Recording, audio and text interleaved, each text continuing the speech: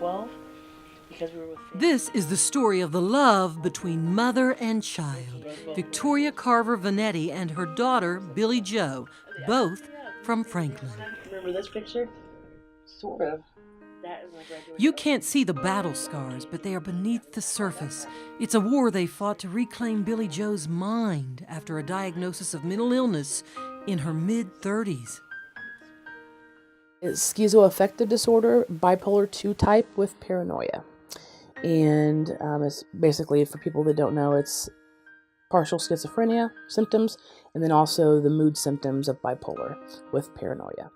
The symptoms started after trauma, her husband's illness, her total immersion in his full-time care, and his untimely death. It was very, very stressful. I was in LPN school at the time, and I was also working a couple of jobs. And Billie Jo fell over the edge, facing a full assault of hallucinations and delusions. It's like an intense nightmare, and it keeps twisting and turning into a story that makes no sense. But I play the main character, and I don't know who to trust. I don't know what to believe, and I came up with the word fictional reality. If you've ever had an intense feeling like you almost had a car accident, or you're about to fall off a ladder, that intense anxiety, that intense fear, that anxiety, that's what you feel every second of every day for 24 hours a day. Billie Jo compares it to the movie A Beautiful Mind. And her mother was a powerless witness to the mental storm. It was heart-wrenching. It was absolutely heart-wrenching to watch her spiral downwards. It was like standing at the edge of the ocean and your child is right there in front of you drowning and you can't do anything to help them. And I think that stems from the fact that once you turn 18, you can't be forced into treatment. They don't think they're sick. They don't think they need help. They think you're the one that's sick. Fearing Billie Jo's mental illness was threatening her life, this mother did something out of sheer desperation to rescue her child. My mom had been told by a number of people the only way to get me help is to have me committed by a judge. And so she actually called the police on me. I told them she was a threat to herself and to me, and that she'd been threatening me, when in fact that wasn't the case. Just to get me help, just so I would be arrested and the judge would commit me and have me evaluated. It was just awful, and it was just as awful for her. You just keep playing until somebody runs out of cars and no more cars left. Life dealt them horrible blows, but jail time propelled Billie Jo toward an official diagnosis, medication, and full-time therapy, and the nightmare of mental illness subsided. Billie Jo knows her mom's desperation was her salvation. My mom has a lot of tenacity. She loved me very, very dearly, and I'll never be able to repay her for what she's done for me. Oh, I'm so proud of her.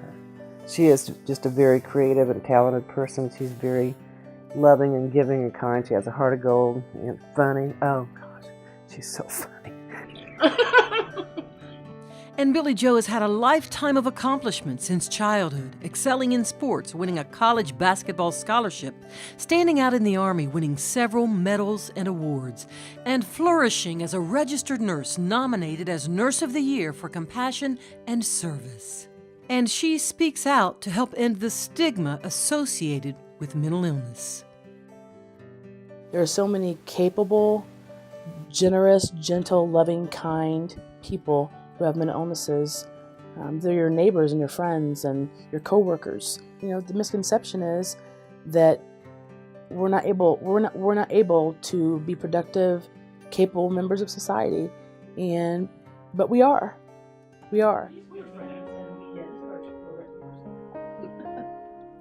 Billie Jo and her mom learned late in life that their family has a history of mental illness, a disease that affected Billie Jo's father and others in his family.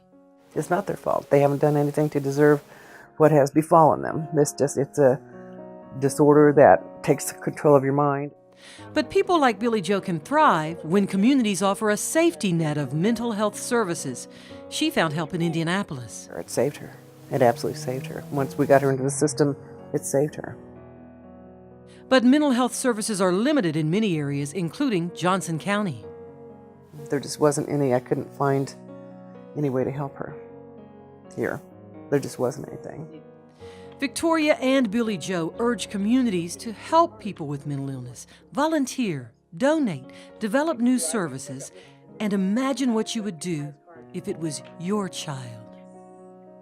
It's important because I want to be able to save my daughter. I want to be able to not have that horrible, hopeless feeling that I have to watch her drown and I can't save her. It's gonna save lives. It's gonna offer people access to care, that they might not otherwise have, and it's gonna mean people can have their lives back, just like me.